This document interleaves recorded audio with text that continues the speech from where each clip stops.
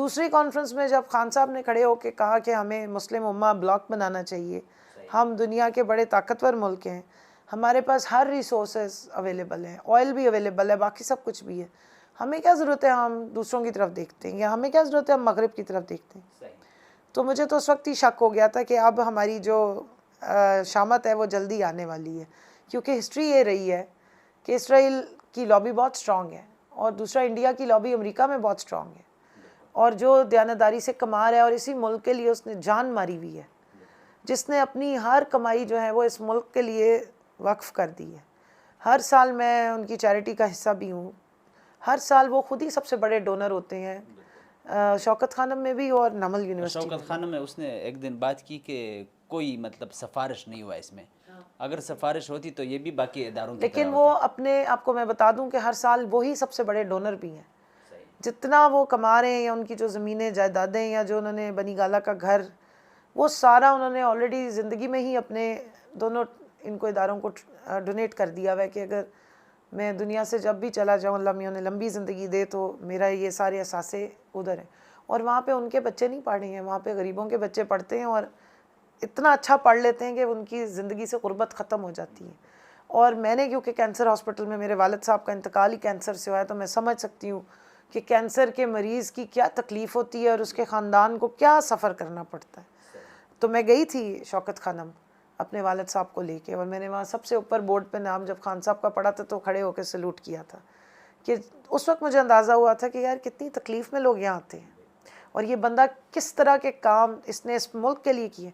उन्होंने ये शौकत खानम टाइप का हॉस्पिटल कोई लंदन में जाके नहीं खोला जहाँ उन्हें अरबों रुपया मिल सकते थे, या उन्होंने अमेरिका में जाके नहीं इस तरह का कुछ बना दिया। उन्होंने पाकिस्तान में बनाया, और एक नहीं बनाया, दो नहीं, तीसरा भी बनाने जा रहे हैं। तो आप सोचें कि उस बंदे के दिल में अपनी आवाम के लिए कितनी मोहब्बत और दर्द है, इंसानियत का कितना दर्द है। मियाँ वाली के बैकवर्ड तरीन एरिया में जाके यूनिवर्सिटी बना दी है जो बाहर की आपको डिग्री दे रही है, और वो इलाका गुर्बत ज़्यादा था, वहाँ बच्चे नशई बन जाते थे। अब वहाँ से पढ़ते हैं, उनकी पहली तनख्वाह इतनी होती है कि वो अपने पूरे ख़ानदान को उस गुर्बत के साइकिल से निकाल लेते हैं। तो ऐसे काम करने वाले शख्स पे आपने उसको कैसे कंट्रोल कर सकते हैं? पैसा उसके लिए क्या है? उसका साइन किया हुआ एक बैट 15-30 करोड़ रुपए का तो वैसे लोग खरीद आज लेते भी हैं। खान साहब के 6 मुकदमात में जमानत मंजूर हुआ इस्लामाबाद 10 में हुई, 10 में 16 मुकदमे थे उनके ऊपर। वो एक साइन कर दे तो लोग करोड़ों रुपए में वो साइन खरीदना चाहते हैं। उसने पैसे, अच्छा इतने घटिया इल्ज़ाम लगा रही हैं जी, वो डायमंड रिंग ले ली तो तोशा, वो टोचा खाना जो लगा हुआ है, पागल आदमी टोचा लगा हुआ है। मुझे ये बताएं, कोई इनको पागलों को समझाए, ये टोचा खाना वाला जो बिलावल है, इन्होंने एक सिर्फ सिंध की हुकूमत में कब्ज़ा किया हुआ है पिछले 13 सालों से, तो खरबों रुपए बना लिए हैं। ठीक, दूसरे वाले तो जो है वो पंजाब में कब्ज़ा करके रखा हुआ था, तो वो खरबों बना के वो बाहर जाके उन्होंने पूरे महल बना लिए हैं। इमरान खान के पास 3.5 साल में 5 हुकूमतें थीं, एक सिंध छोड़ के बाकी सारी हुकूमतें इमरान खान के ही पास थी, और 5 हुकूमतों के ख़जाने भी उसके पास थे। उसको ये टोचे खानों की ज़रूरत नहीं थी, ना उसको ये घटिया डायमंड रिंग्स के पीछे जाने की ज़रूरत थी। मैं आपको बता रही हूँ कि उस बंदे पे लोग पैसा फेंकने को तैयार हैं, और वो बंदा दाल रोटी खा के भी और अपना पाकिस्तानी लिबास पहन के और वो खान चप्पल जो लोकली होती है वो पहन के पूरी दुनिया का ब्रांड बनता है। और वो चाहे रूस के सदर के साथ बैठा हो या अमेरिका के सदर के पास बैठा हो, वो पूरा पाकिस्तान खान बन के बैठा होता है, और हमें भी फ़ख्र हो रहा होता है कि देखो ये हमारे मुल्क का लीडर है जो हमें रिप्रेजेंट कर रहा है। उसने पाकिस्तानियों की सेल्फ़ इस्टीम उठाई, उसने पाकिस्तानियों को कौम बनाया। उन्होंने कहा अपनी ज़ुबान बोलने में आपकी इज़्ज़त और फ़ख्र है, अपना लिबास पहनने में आपका फ़ख्र है, अपने दीन को ऑब्ज़र्व करने में आपका फ़ख्र है, और अपने नबी की इज़्ज़त करने और करवाने में आपका फ़ख्र है। ये हमारा लीडर है। उसको ये रजीम चेंज वाले कैसे ख़रीद सकते थे? तो उसने अपने जिस कौम के लिए वो उसने सारी ज़िंदगी लगा दी है, जिसके दर्द में उसने ना अपनी ज़िंदगी देखी, ना अपनी जवानी देखी, ना अपनी असासे, ना कुछ और, उसको ये चीज़ों का इंटरेस्ट ही नहीं है। उस पर अल्लाह की बहुत मेहरबानी रहमतें। उसको ये एब्सोल्युटली नॉट कहना कोई मुश्किल नहीं था। बाकियों की कांपे टांगती हैं, खान की नहीं कांपती।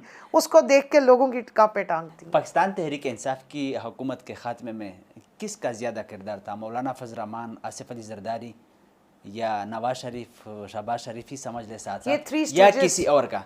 ये 3 स्टूजेस थे, ये तो 3 स्टूजेस थे, और ये तो अपने मकसद के लिए इन्होंने टूल बने।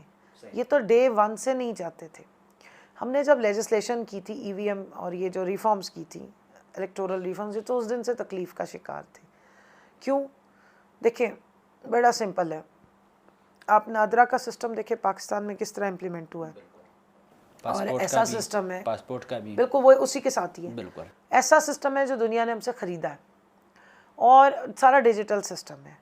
आप वहाँ जाते हैं, क्लिक्स के साथ आपका काम अब हो रहा है, रेटिना स्कैन हो रहा है, फिंगरप्रिंट पे आपके जो थंब इम्प्रेशन है बायोमेट्रिक, इस पे आपको पाकिस्तान में सिम मिलती है। अब कोई काम कराने आप जा रहे हैं, आप हॉस्पिटल्स जा रहे हैं, वहाँ बायोमेट्रिक हो रहा है, आपको कार्ड मिल जाते हैं, एटीएम कार्ड्स आपके बायोमेट्रिक पे हो गए हैं, आपके पासपोर्ट की स्कैनिंग में आपका रेटिना स्कैन हो रहा है और बायोमेट्रिक हो रहा है।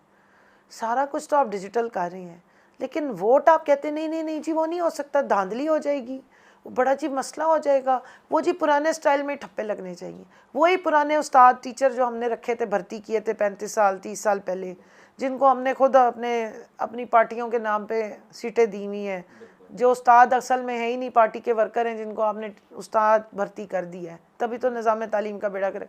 वो आएंगे तो इलेक्शन होगा, और अगर ईवीएम होगा तो फिर तो ट्रांसपेरेंट हो जाएगा, फिर तो वही जो जिस तरह बाकी सारा सिस्टम चेंज हो गया है, पूरा मुल्क इस वक्त चला गया। 2014 में आप लोगों ने 126 दिन का धरना दिया। मैं आपको एक बात सिर्फ आप लोगों की हुकूमत आई 2018 आज में, पाकिस्तान में डिजिटल मनी ट्रांसफ़र हो रही है, इजी पैसा अकाउंट्स बने हुए हैं, लोग कैश नहीं ले रहे, पैसे आप मोबाइल के थ्रू पैसे ट्रांसफ़र कर देते हैं, मोबाइल के थ्रू आप सब कुछ कर लेते हैं।